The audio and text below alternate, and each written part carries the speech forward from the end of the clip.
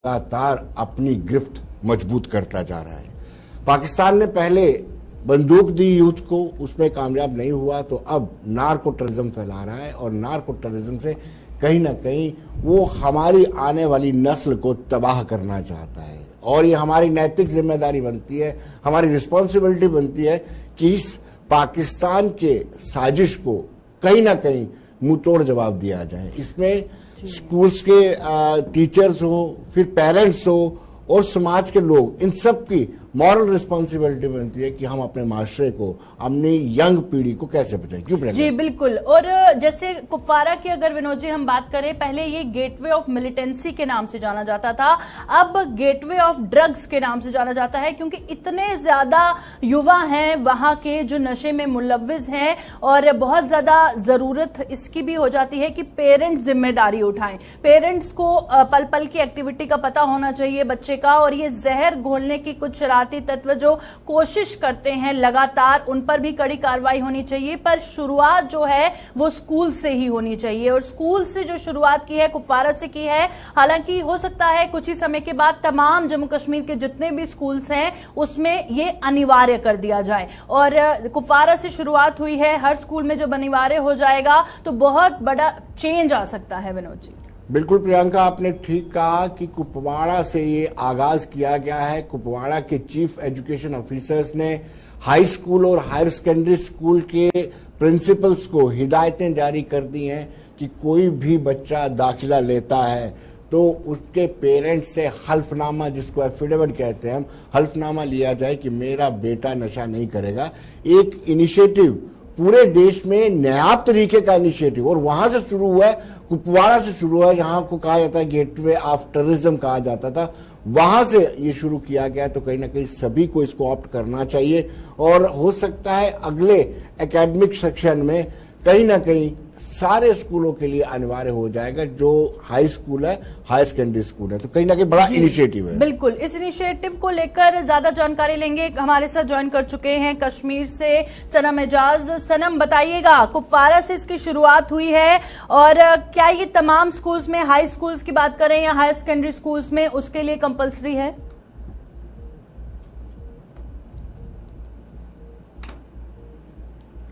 Terrorism रहा है, gateway of militancy कहीं, और उसके बाद आप ये गेटवे ऑफ है, उस पर कोई बिल्कुल इनकार नहीं है। मेरा ताल्लुक बड़ा डिस्ट्रिक्ट से बिलोंग करता हूँ, और रिसेंटली जब मैं अपने इलाके में गया था, लगभग 1 महीना पहले, 2-3 दिन मुझे मारूफ पड़ा, तो मेरे भी होश हुए। मैं ये बताऊं कि मुझे वहां पे ये लगा कि हर तीसरा बच्चा जो है, हर फैमिली में कोई न कोई इन्वॉल्व है। इवन कि मेरे रिलेशन में बहुत से लोग जब वहां पे, खासतौर पे पुरुष से बात नहीं करते, लेकिन जो महिलाएं हैं वो बताती हैं। जब मैं वहां पे गया तो एज ए मीडिया जानते हैं, तो बहुत सी माएं बहनें मेरे पास आई और बताया कि कुछ करिएगा, उनके बच्चे इस मुसीबत में। वहां पे चर्च का काम होता है, वहां पे आप हीरोइन, ब्राउन शुगर वगैरह ये, और ये छोटे छोटे बच्चों में है। और उसकी जब मैंने खुद देखा, समझने की कोशिश की कि बच्चे पैसा कहाँ से लाते हैं, कि कहाँ से इतनी बड़ी कॉस्टली चीज लाते हैं, तो पता मुझे यही चला कि इन बच्चों को एज ए पैटर्न इस्तेमाल किए जाते हैं। नार्कोटिक्स के ठेकेदार हैं ये, इनको श्रीनगर, सोपोर, दूसरी जगहों तक पहुंचाने के लिए पहले इनको आदी करते हैं, और उसके बाद जब वो पैसा नहीं दे पाते तो बताया जाता है कि हमारा ये डब्बा, हमारा या हमारे पैकेट जो है सोपोर पहुंचा दो, श्रीनगर पहुंचा दो, और वो जो लोग आदि, वो जो बच्चे आदि हो जाते हैं उसमें पड़ते हैं। और ये बहुत खतरनाक वबा जो है बड़ा पे है कि सोपोर, अब तो पहले एंटायर ईस्ट आ चुका है, ऐसा ही नहीं गाँव, लेकिन कुपवारा में एक और मुसीबत भी है। वहां के बहुत से लोग जो हैं, इनके बारे में लोगों को पता है, पुलिस को पता है, इवन के हर किसी को पता है कि ये नार्कोटिक्स के साथ जुड़ा हुआ है, इसलिए इसके कनेक्शन जो है मनशियात के साथ है। लेकिन कुछ लोगों को पकड़ा भी गया, लेकिन वो जो पकड़ा गया वो पकड़ के जेल में है, उसके PSA लगा, लेकिन उसके भाई, उसके चाचे, उसके दूसरे लोग, खानदानों के खानदान इस बिजनेस में, ये कंगार से होके आता है, ये दुधाब से होके आता है, ये कलारू मसल के एरिया से बॉर्डर है, उससे आता है। लेकिन अब सरकार ने कुपवाड़ा की पुलिस ने एक किया है कि एडमिनिस्ट्रेटिव एजुकेशन है, वहां 11th में सिर्फ बच्चों का एडमिशन मिलेगा जिसका पिता लिख के देगा कि मेरा बेटा जो है वो मंशियात में, ड्रग्स में इन्वॉल्व नहीं होगा, वो ड्रग्स की है। लेकिन सवाल सबसे इंपॉर्टेंट है, ये जो पिता जो होते हैं इनको बिल्कुल विनोद जी पता नहीं होता कि मेरा बेटा क्या करता है। पता अगर किसी को होता है तो पराये को होता है, उसको तब पता चलता है जब वो इसमें खत्म हो चुका होता है, जब उसके घर की जो बर्तन है वो चीजें बिक जाती है, तब उसको पता चलता है। तो ये जो कदम है कहीं न कहीं एक मैसेज जो है इसका इम्पैक्ट। सनम दो चीजें आपसे पूछूंगा, सरकार कितनी गंभीर है और जो पेरेंट्स होते हैं क्या वो बच्चे की एक्टिविटीज को चेक नहीं करते हैं कि वो आइसोलेशन में रहता है? जी विनोद जी, मैं लगातार कुपवाड़ा में टच में रहता हूं और कुपवाड़ा में युगल मनाज जो एसएसपी जब से आए हैं किसी हद तक वो बड़े एक्टिव हैं। मैं ये कहूंगा वो 100% नहीं है, उसमें जो काफी रोक उन्होंने की है, लेकिन अभी इसमें यह है कि उसमें वहां पे वो एक आदमी को पकड़ते हैं जिसके हाथ में पकड़ा गया जाता है, लेकिन इसके पीछे के जो ठेकेदार हैं उन पे अभी तक हाथ नहीं डाला गया है, क्योंकि जिस पैडलर को पकड़ते हैं वो पैडलर होता है खुद, वो मंशियात का ठेकेदार नहीं होता है। उससे 100 ग्राम 500 ग्राम 300 ग्राम जो है या कोई पैकेट होता है उसको पहुंचाने के लिए दिया जाता है, लेकिन जो बल्क क्वांटिटी में आता है 50 क्विंटल के 20 बैग 30 के बैग जो एलओसी के उस तरफ से आता है, या वहां पे जो लोकल चर्च वगैरह है उस चर्च। जी बिल्कुल सनम, एक आखिरी सवाल रहेगा, क्योंकि जैसे आपने कहा कि इसके पीछे जो बड़ी मछलियां हैं उनको पकड़ा नहीं जाता है, और सबसे बड़ी बात है जो अपनी पोस्ट का गलत फायदा उठाते हैं। बहुत बार खबरें आती हैं कि कुछ पुलिस वाले इसमें मुलव्विस पाए जाते हैं, सरपंच पाए जाते हैं। अगर रिप्रेजेंटेटिव या खाकी वर्दी वाले ही इसमें मुलव्विस होंगे तो किस तरह से हम बदलाव की उम्मीद करेंगे? देखिए प्रियंका, इस वक्त जो कल ही गवर्नमेंट ऑर्डर निकाला है या आज ही निकाला है कि तो मिलिटेंसी में कोई होगा उसके रिश्तेदारों की प्रॉपर्टी भी जब्त करनी चाहिए।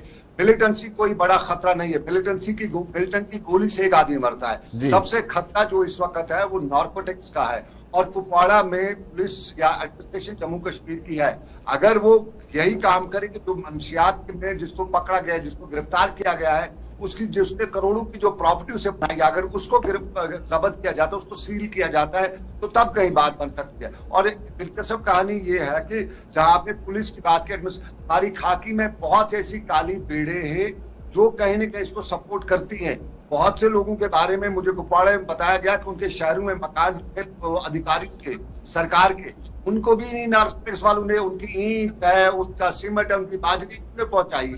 ये जो बड़ा नेटवर्क है, क्योंकि इनके पास बेहिसाब कमाई है, इतनी ज्यादा है, तो उसको ये अच्छी तरह से लाखों में जब ये रिश्वत देते हैं तो ये फिर जो बड़े अधिकारी उस पर रोक नहीं लगाते। जरूरत है कि ये जो नेटवर्क है इसमें एक जो उनकी प्रॉपर्टी जब्त की जाए, वो इसमें इन्वॉल्व है, साथ साथ में उन अधिकारियों के, चाहे वो हमारे रेवेन्यू के हैं जिनको जो ग्राउंड रिपोर्ट नहीं करते हैं, हमारी पुलिस के, तो मालूम है कि इलाके उनके इलाके में हर एसओ को पता है कि इलाके में कौन 2 नंबरी के एसएचओ को जानकारी है, लेकिन वो पूरी तरह से इस चीज पे रोक नहीं लगा रहे। जी बहुत बहुत शुक्रिया सनम, एक बार फिर आपके पास आएंगे, पर सबसे पहले बडगाम से एक इंपॉर्टेंट खबर सामने आ रही है, उससे आपको रूबरू करवा देते हैं और फिर दोबारा सनम से जानकारी लेंगे।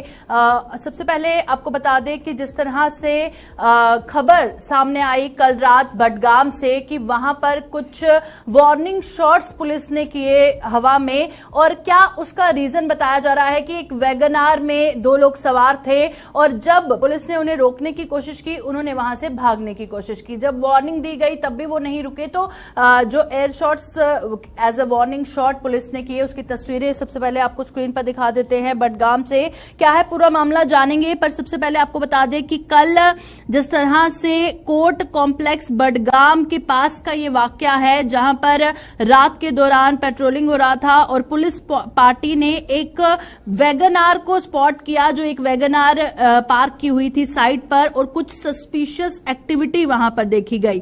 और जब पुलिस गाड़ी के पास पहुंची तो उस पे जो लोग सवार थे उन्होंने वहां से भागने की कोशिश की, और जो पेट्रोलिंग टीम है उन्होंने वार्निंग शॉट्स हवा में किए, और बाद में ये पता चला कि दोनों जो इंडिविजुअल्स गाड़ी में सवार थे उन्होंने शराब पी रखी थी, और दोनों को फिलहाल डिटेन किया गया है उनकी मेडिको लीगल फॉर्मेलिटीज के लिए, और इस पर जो है फिलहाल पुलिस जांच कर रही है। तस्वीरें इस वक्त आप स्क्रीन पर देख रहे हैं, जब रात के समय में एक वैगनार, जब 2 इंडिविजुअल जो उसमें सवार थे उन्होंने भागने की कोशिश की, तो पुलिस ने जब warning as a warning shots हवा में किए तो शीशा भी एक ब्रेक हो गया है। बिल्कुल प्रियंका, इस तरह की हरकतें अगर कोई नोटोरियस व्यक्ति है, इस तरह की हरकतें कोई करता है, तो मुझे लगता है कि बड़ा सेंसिटिव इशू है ये।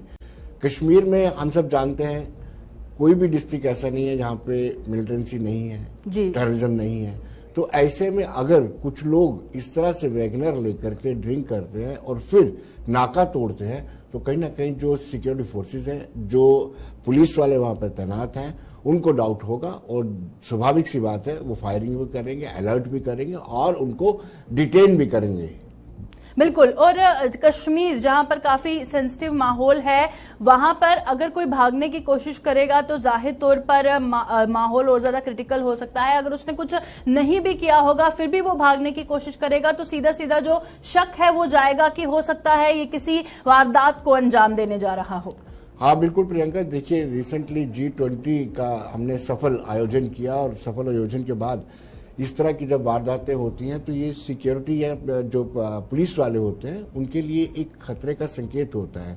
समाज में रहने वाले लोगों को इस वक्त सपोर्ट करनी चाहिए, सिक्योरिटी एजेंसीज की सपोर्ट करनी चाहिए, ना कि आप आवारा होकर के या सस्पिशियस एक्टिविटीज करें और जो ध्यान है पुलिस का वो डाइवर्ट करने की कोशिश करें। बिल्कुल। थोड़ी देर में बडगाम से मोहम्मद अशरफ डार जानकारी देंगे कि ये दो लोग कौन थे, क्या ये कश्मीर से ताल्लुक रखते थे या कहीं बाहर से आए थे, आखिर इन्होंने भागने की कोशिश क्यों की और पुलिस के रोकने पे भी क्यों ये नहीं रुके और इन्होंने भागने की कोशिश की। और एज अ वार्निंग साइन जब पेट्रोलिंग पार्टी ने एयर शॉट्स किए तो उसके बाद आप देख सकते हैं कि गाड़ी का शीशा भी टूट गया है। और फिलहाल क्या कुछ पूछताछ के बाद पता चला है या अभी तक क्या कुछ ताजा तफसीलात है, हम मोहम्मद अशरफ से जानेंगे। पर फिलहाल आपको बता रहे हैं कि कल रात को बडगाम से एक इंसिडेंट पेश आया है जहां पर पेट्रोलिंग पार्टी ने जब एक पार्क्ड वैगनआर वहां पर देखी कोर्ट कॉम्प्लेक्स के बाहर, तो उसके बाद जो है ये एक्शन उन्होंने लिया है। तो फिलहाल तस्वीरें इस वक्त आपको दिखा रहे हैं बडगाम से। बडगाम के कोर्ट कॉम्प्लेक्स के पास का ये इलाका है जहां पे ये वाकया पेश आया और एक वैगनआर गाड़ी जो लगी थी और एक सस्पिशियस एक्टिविटी जब पुलिस द्वारा देखी गई तो उनको ये एक्शन करना पड़ा। और इसी के साथ जहां पर हम वादी कश्मीर की बात कर रहे हैं तो कश्मीर में ऑलरेडी सेंसिटिव माहौल है और इस तरह से जब कोई भागने की कोशिश करता है तो सीधा शक जाता है कि हो सकता है किसी बड़ी वारदात कोई अंजाम देने जा रहा हो। पर ये जो दो लोग थे ये क्यों भागे और क्यों आखिरकार जो है पुलिस को ये एक्शन लेना पड़ा, कहां से ये ताल्लुक रखते थे, कश्मीर से थे या बाहर से थे, वो हमारे संवाददाता अशरफ हमें थोड़ी ही देर में बताएंगे।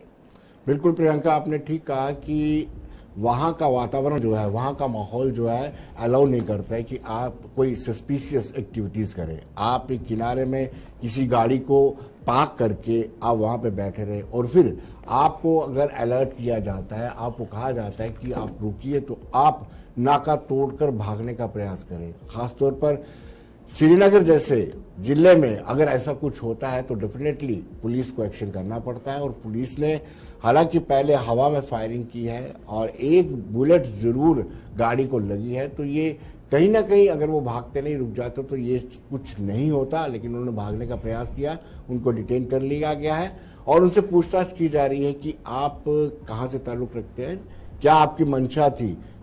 जी बिल्कुल कोशिश कर रहे हैं बडगाम से हमारे संवाददाता मोहम्मद अशरफ डार से जुड़ने की और फिलहाल आपको तस्वीरें दिखा रहे हैं। अभी तक कल रात का ये जो इंसिडेंट हुआ है, अभी तक इस हवाले से क्या कुछ ताज़ा तफसीलात है आप तक पहुंचाएंगे। फिलहाल आपको तस्वीरें दिखा रहे हैं और जानकारी दे रहे हैं कि कल रात को ये जो इंसिडेंट पेश आया।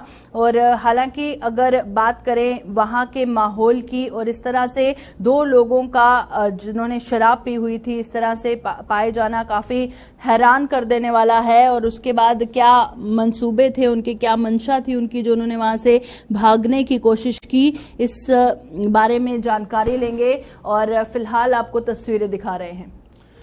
बिल्कुल प्रियंका, ये सीरियस इशू है, इसको मुझे लगता है कि सोसाइटी को भी ध्यान से देखना चाहिए कि कश्मीर जैसे प्रोविंस में जो हालात वहाँ पे बने हुए हैं, सिलेक्टिव किलिंग भी हो रही है वहाँ पर, और जो पाकिस्तान में बैठे हुए आका हैं वो जितने भी आउटफिट्स हैं उनको लगातार आदेश दे रहे हैं कि कुछ किसी बड़ी वारदात को अंजाम दिया जाए। तो इस तरह की जो छोटी हरकतें हैं, इस तरह की लापरवाही वाली हरकतें हैं, कहीं ना कहीं सिक्योरिटी फोर्सेस के अटेंशन को डाइवर्ट करती हैं। बिल्कुल। मोहम्मद अशरफ डार हमारे साथ बडगाम से ज्वाइन कर चुके हैं। अभी तक अशरफ अपडेट दीजिएगा, क्या पता चल पाया है कि जो दो लोग थे कहां से ताल्लुक रखते थे, क्या मंशा थी उनकी, क्यों उन्होंने भागने की कोशिश की, जिसके बाद पुलिस को ये एक्शन लेना पड़ा?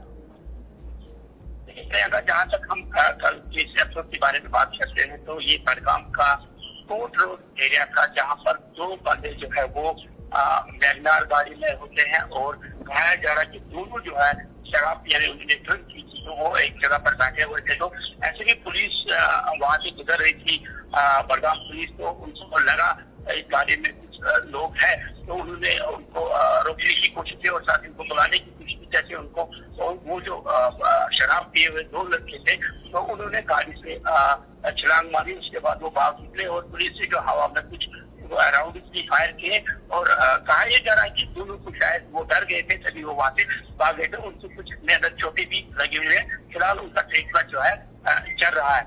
यहाँ ये बात करीबन 9 साढ़े 9 के बीच रखा हुआ था, बडगाम में पेश आता है।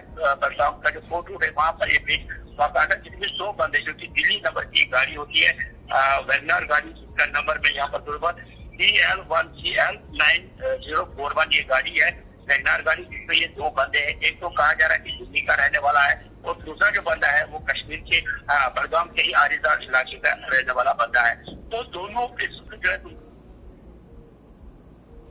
चलिए, बहुत बहुत शुक्रिया अशरफ हमारे साथ ज्वाइन करने के लिए। मोहम्मद अशरफ डार जिस तरह से जानकारी दे रहे थे और फिलहाल अपडेट दे रहे थे कि क्या कुछ इस मामले के बाद ताज़ा तफसीलात सामने आया है। तो चलिए बढ़ते हैं आगे और अब बात करेंगे जिस तरह से जम्मू कश्मीर में 4 दिन का दौरा है कुछ जूरिस्ट का, बताया जा रहा है विनोद जी एक डेलीगेशन आने वाला है जिसमें रिटायर्ड जजेस और इंडिया के टॉप जूरिस्ट शामिल हैं। तो क्या मकसद है इनका इस 4 दिन के दौरे का? वो कश्मीर में आकर के देखना चाहते हैं कि हालात कैसे हैं। 5 अगस्त 2019 को जब संवैधानिक बदलाव हुआ था, जब 370 में संशोधन हुआ, 35 को रिपील किया गया, उसके बाद से जो हालात बने हुए हैं उन पर वो चर्चा करेंगे और अपने 16 से 19 तक के अपने इस विजिट के दौरान वो डेफिनेटली लोगों के डेपुटेशन से मिलेंगे, लोगों से मिलेंगे और इसके साथ साथ वो लाल चौक में ट्राई कलर भी फहराएंगे, यानी तिरंगा भी फहराएंगे। तो इनमें इंटरनेशनल काउंसिल ऑफ जूरिस्ट, उनके प्रेसिडेंट डॉक्टर आदिश सी अग्रवाला भी उनके साथ रहेंगे और ये जगह जगह कश्मीर में जाएंगे और हालात का जायजा लेंगे। बिल्कुल, हमारे साथ सनम एजाज ज्वाइन कर चुके हैं। एक बार फिर सनम बताइएगा कि ये जो डेलीगेट्स आ रहे हैं जम्मू कश्मीर की अलग अलग जगहों पर जाएंगे, बाकी डेलीगेशन से मिलेंगे, स्कूल्स में जाएंगे, कॉलेजेस में जाएंगे, हॉस्पिटल्स में जाएंगे और बताएंगे वहां पर जाके कि कितनी ज्यादा नॉर्मलसी है, जो एब्रोगेशन हुआ है स्पेशल स्टेटस का उसके बाद किस तरह के हालात हैं और क्या कुछ जानकारी है। देखिए प्रियंका, ये ऐसा एक वफद है जो दिल्ली से एक बार फिर जम्मू कश्मीर आ रहा है और जो ये जो हमारा G20 है उसके बाद ये बड़ा वफद है और इस वफद में जूरिस्ट यानी हमारे जो लॉज के साथ जुड़े हैं वो हैं रिटायर्ड जज से और खास तौर पे बार काउंसिल ऑफ इंडिया जो है उनका दिल्ली जो है उसके अध्यक्ष हैं RC अग्रवाल और ये सारे जो है 4 रोजा दौरे पे जम्मू कश्मीर पे आ रहे हैं और जम्मू कश्मीर के ये पहले जम्मू जाएंगे और जम्मू से श्रीनगर आएंगे। जम्मू में ये सिविल सोसाइटी जम्मू की है, वहाँ की कॉलेज है लॉ कॉलेज, वहाँ जाएंगे और वहाँ के साथ साथ कश्मीर आएंगे और कश्मीर में लेफ्टिनेंट गवर्नर मनोज सिन्हा से मिलेंगे। यहाँ कश्मीर यूनिवर्सिटी में जो लॉ स्टूडेंट्स लॉ फैकल्टी है वहाँ पे उनके साथ बात करेंगे। उनका ये भी मानना है कि जो ग्राउंड सिचुएशन पे ट्रेडर्स हैं, बिजनेस कम्युनिटी के साथ साथ दूसरे लोग उनसे मिलेंगे और फिर श्रीनगर के तिरंगा लहराने की रस्म जो है अब उसमें भी हिस्सा लेंगे, यानी वो आगे भी चलेगी और श्रीनगर के लाल चौक में तिरंगा लहराया जाएगा, 18 तारीख को लहराया जाएगा। और ये वफद है 5 अगस्त के बाद की जो है उसको, चूंकि अगर इनके अपने आप को बीजेपी से नहीं बता रहे लेकिन जिस तरह से इनका जो है जो ग्राउंड इशू है उससे लग रहा है कि ये कहीं न कहीं डायरेक्ट बीजेपी के साथ हुआ है और बीजेपी के साथ जुड़े हुए ये लोग जम्मू कश्मीर आ रहे हैं तो यहाँ पे एक चुनाव आ रहे हैं तो सनम बीजेपी के नरेटिव सनम आपने टूर प्रोग्राम बता दिया। सनम आपने टूर प्रोग्राम बता दिया। इस टूर की इंटेंशन, मंशा क्या है,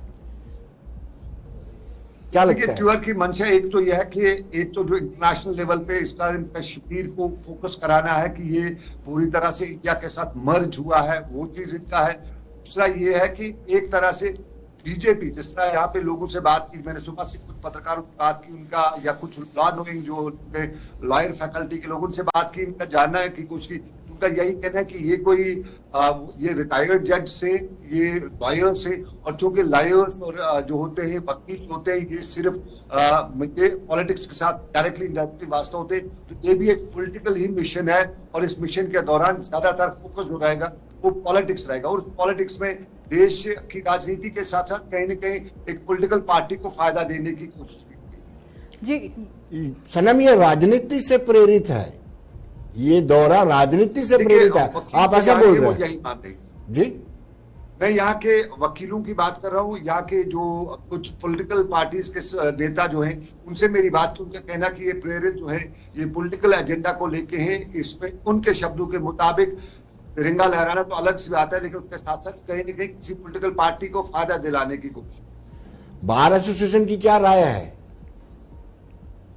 देखिए, बार की टॉप लीडरशिप से मेरी बात नहीं हुई है क्योंकि कश्मीर में बार एसोसिएशन जो इस वक्त है कहीं न कहीं डिफंग ही है, लेकिन कुछ जो लॉयर्स हैं जो बार के साथ एसोसिएटेड है उनका मानना है, उनसे जब बात हुई उनका मानना है कि ये तो पॉलिटिकल, ये तो है एक तरह से 5 अगस्त के, चूंकि जब ये 5 अगस्त की बात करते हैं और 5 अगस्त के बाद जम्मू कश्मीर बदला हुआ है, उस चीज को और के लोगों का मानना है कि कहीं न कहीं पॉलिटिकल एजेंडा पे काम कर रहे हैं, ग्राउंड सिचुएशन से ज्यादा ये किसी पॉलिटिकल पार्टी को फायदा देने के लिए बात कर रहे हैं।